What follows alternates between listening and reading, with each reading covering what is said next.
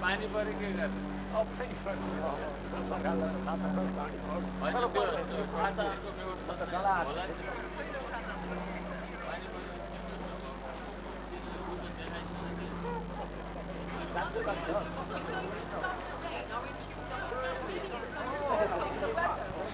You're working on the weather, aren't you?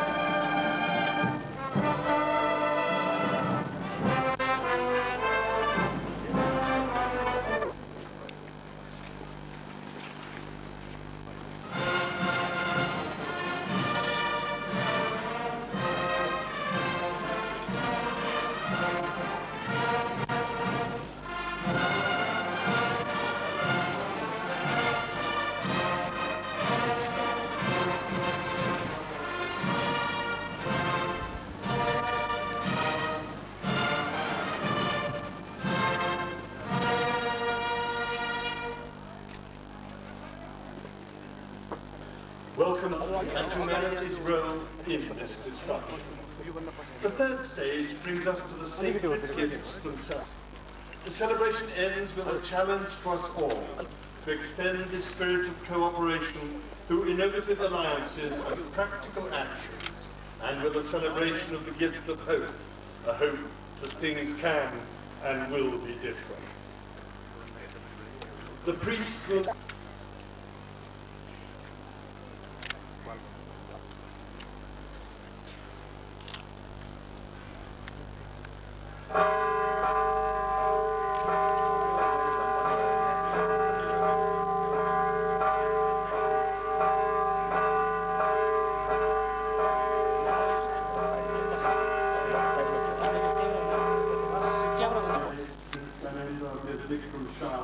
Chairman of the Patron Committee.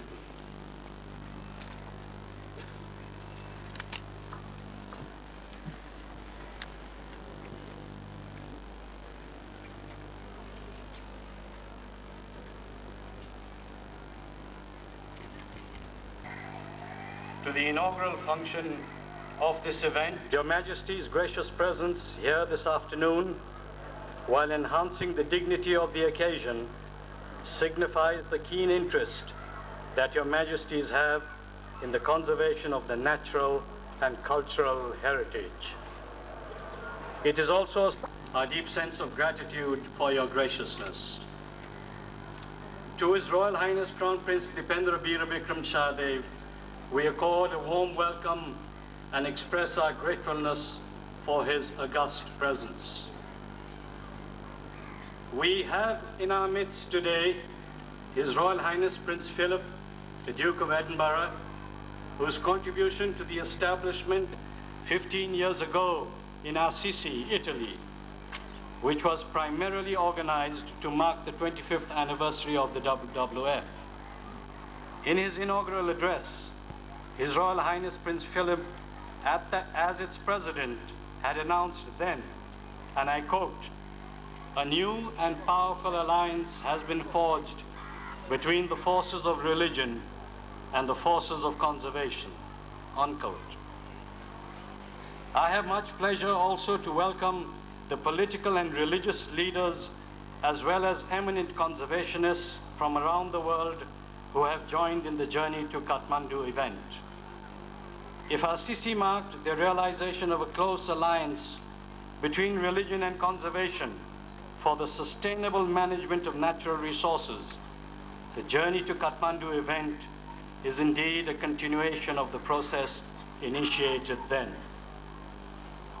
Begun from Assisi as a coalition of 5 faiths in 1986, the journey, now embraced by as many as 11 faiths with billions of adherents, has arrived in Kathmandu, the capital of the Kingdom of Nepal. This ancient land has been home to different faiths and cultures that have blended with each other in an environment of tolerance and harmony.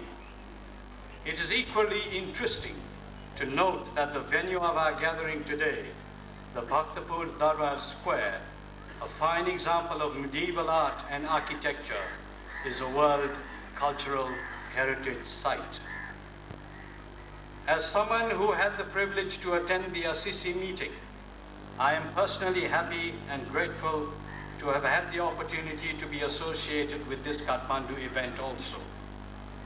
Between Assisi and Kathmandu, for nearly a decade and a half, we have had many useful interactions amongst religious bodies and conservation organizations.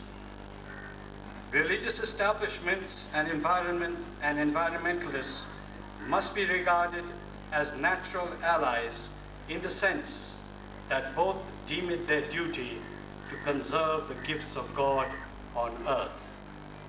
The Journey to Kathmandu is yet another step in our efforts to come up with a tangible program of cooperation for common action. This meeting will remain another landmark in our endeavor to forge a beneficial partnership for promoting the cause of environmental conservation. I need not remind this learned gathering about the widely believed prediction state of affairs. What right do we have to impose an unjust denial of God's bounty to fellow human beings, both at present and in posterity? Ladies and gentlemen, it is indeed heartening that in grappling with this convoluted but important issue of natural resource management and environment, let us clearly identify the role of our various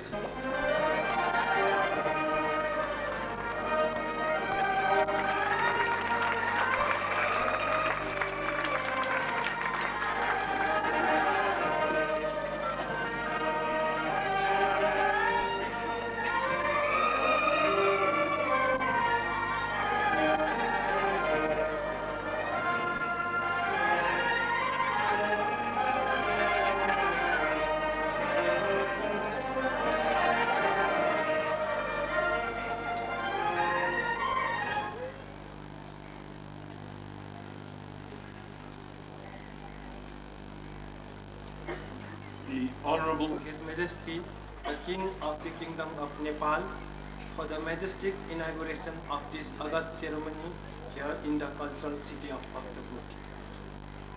I would like to beg to extend my thanks to Her Majesty the Queen, His Royal Highness Crown Prince, and His Royal Highnesses. I would like to beg to extend my thanks to His Royal Highness Prince Philip of the friendly nation United Kingdom for his kind presence in this cultural city of Bhaktapur on this historical period. I would like to thank international dignitaries, citizens of Bhaktapur, and all friends who cooperated us on this celebration. Our objective is to make this city already enlisted in the World Heritage Site and capable of conserving national heritage to promote her a tourist destination with all the best efforts to keep it neat and clean. To achieve this objective, we are strictly abiding by the economic discipline, transparency, people's participation, and prudency. We are committed to preserve the indigenous architectural fabrics of this city, for which we are marching ahead to settle the waste body disposal by recycling it into compost manure. We are trying to cope with those problems through the genuine help of His Majesty's government. I think the motto of religious faiths should serve the needy people of the world. I wish our guests and friends stay at Bhaktapur and in Nepal be comfortable and memorable. Thank you all once again.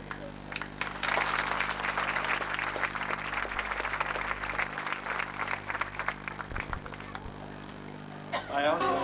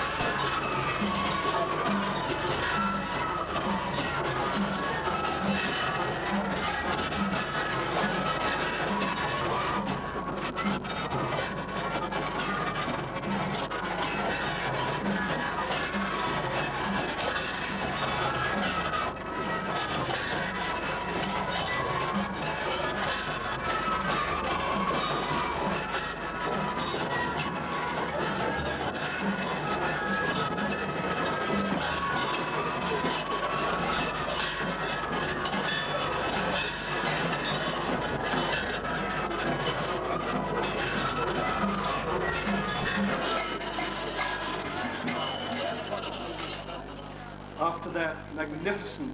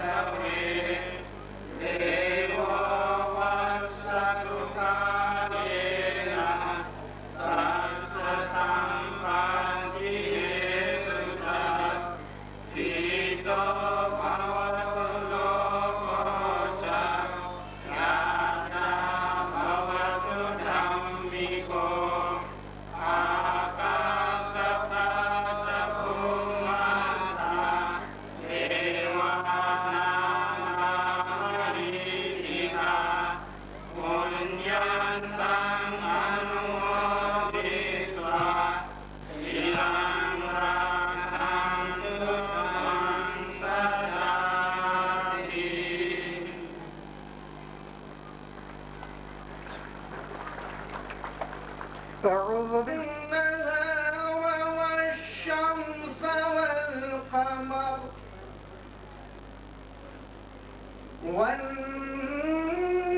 والنجوم مسخرات بأمره إن في ذلك لآيات لقوم يعقلون وما ذرأ لكم في الأرض مختلفا ألوانه إن في ذلك لآية لقوم يذكرون صدق الله العظيم.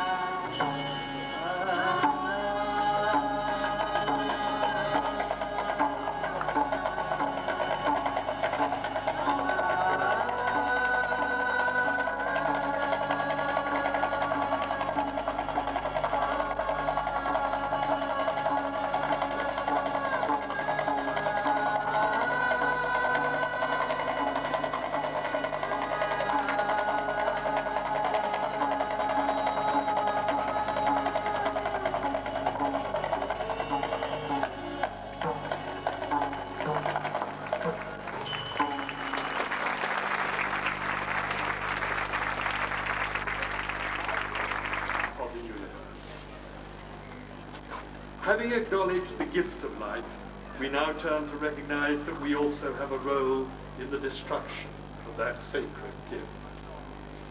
The Sikh war cry sounds now to warn that creation is under attack, while the great bell of Bhaktapur may well sound a warning to us, a warning of the threat to creation.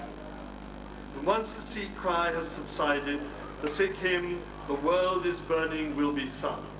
It's both a hymn to creation and a warning of the threat now faced by creation.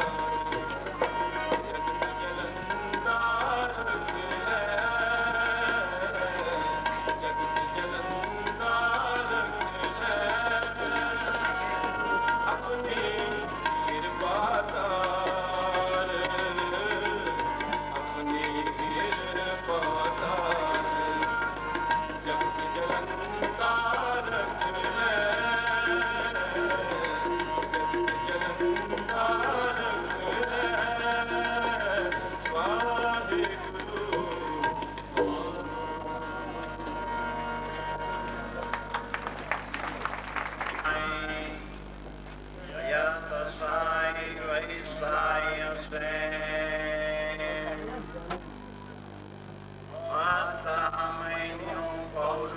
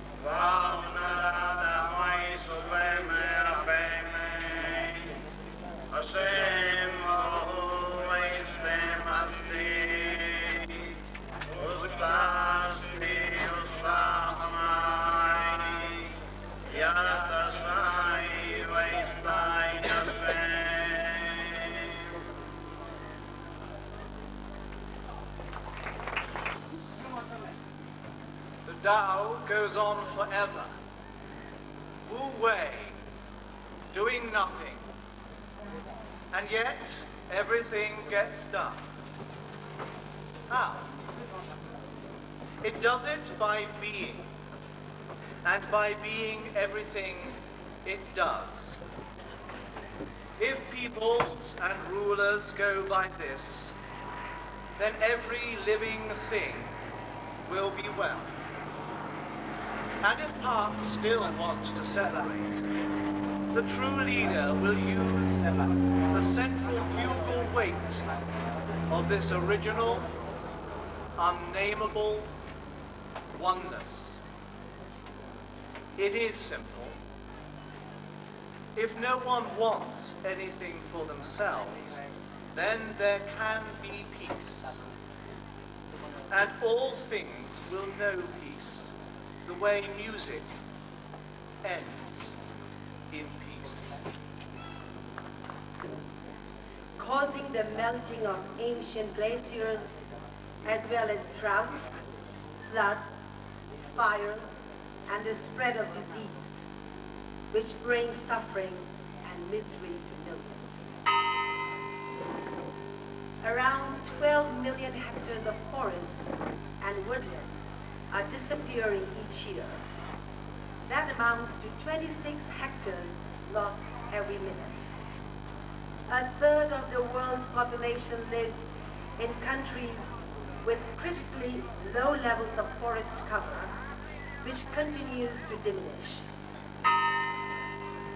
At least 60% of the world's commercial fisheries are destroyed or fished to limit. Demand is expected to almost double worldwide in the next decade. Today, more than 500 million people in 31 countries experience chronic water shortages, and it is estimated that soon 1/3 of the human population will be in this condition. Toxins pollute every ocean and penetrate every food chain. Creatures of the once pristine polar regions now carry dangerously high levels of toxins such as insecticides and flame retardants in their bodies.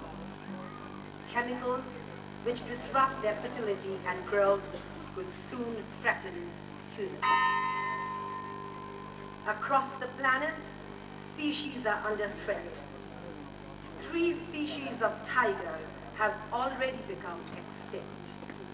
And extinction is a real possibility for many others, from whales and rhinos to thousands of plant species. Habitat loss, overhunting, poaching, and pollution are just some of the threats. there are already estimated to be 25 million environmental refugees, and the number is growing. These accumulated threats have reduced the natural wealth of our planet by about a third in the last 25 years.